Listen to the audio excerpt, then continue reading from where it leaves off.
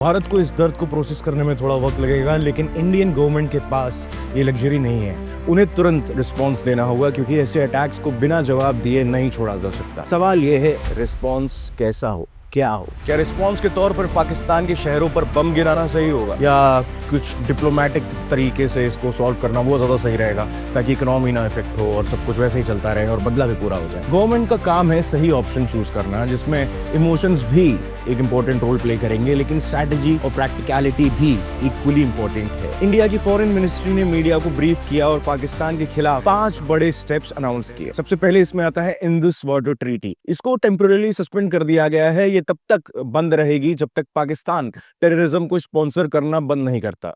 The Indus Waters Treaty of 1960 will be held in abeyance with immediate effect until Pakistan credibly and irrevocably abjures its support for cross-border terrorism. इसके बाद second है अटारी border check post को बंद कर दिया गया है immediate effect से। The integrated check post Atari will be closed with immediate effect. Those who have crossed over with valid endorsements may return through that route before 1 May 2025. Third है पाकिस्तान के nationals के वीजास कैंसिल कर दिए गए हैं। उन्हें 48 घंटे के अंदर भारत छोड़ना होगा। Pakistani nationals will not be permitted to travel to India under the SAARC visa exemption scheme visas. Any SVAS visas issued in the past to Pakistani nationals are deemed cancelled.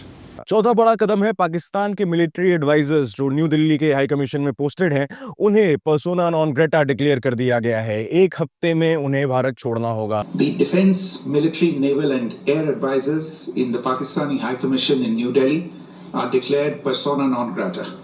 They have a week to leave India.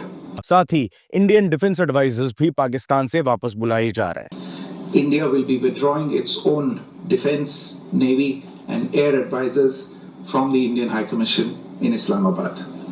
These posts in the respective High Commissions are deemed annulled.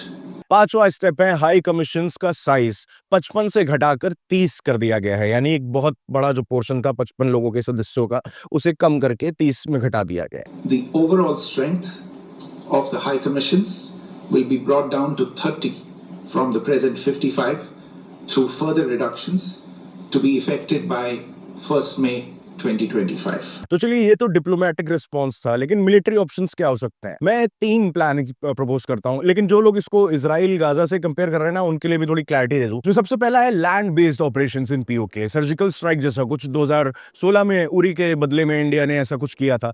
Commandos ने LOC cross करके terror camps को destroy कर दिया था। तो एक तरीका ये हो सकता है कि वापस सेना घुसती है उनकी जमीन में और मार के आ जाती है। इसके बाद एयर स्ट्राइक फाइटर जेट्स के साथ 2019 में पुलवामा के बदले में बालाकोट स्ट्राइक हुआ था, जैसा उस तरह से। तीसरा है ड्रोन स्ट्राइक्स। अब भारत के ड्रोन फ्लीट भी काफी एक्सपैंड हो चुके हैं। यूक्रेन वॉर के बाद ड्रोन वॉरफेयर काफी कॉमन हो चुका है। हमने देखा ड्रोन्स ने कितना बड़ा काम किया है। और चौथा ऑप्शन हो सकता है एंटी टेरर ऑपरेशंस जो चलाए जा सकते हैं कश्मीर में। तो वैली में जो टेररिस्ट एक्टिव हैं उन्हें फ्लश आउट करना, इंक्लूडिंग कल के अटैक में जो शामिल टेररिस्ट थे उनको भी हटाना वहां से। तो अब सवाल है, इंडिया का नेक्स्ट मूव क्या होगा? टेररिस्ट ने मिलिट्री टारगेट नहीं की, सिविलियंस को मारा, और वो भी कोल्ड ब्लड में। तो पब्लिक सेंटिमेंट एकदम क्लियर है, पाकिस्तान को इसकी कीमत चुकानी पड़ेगी।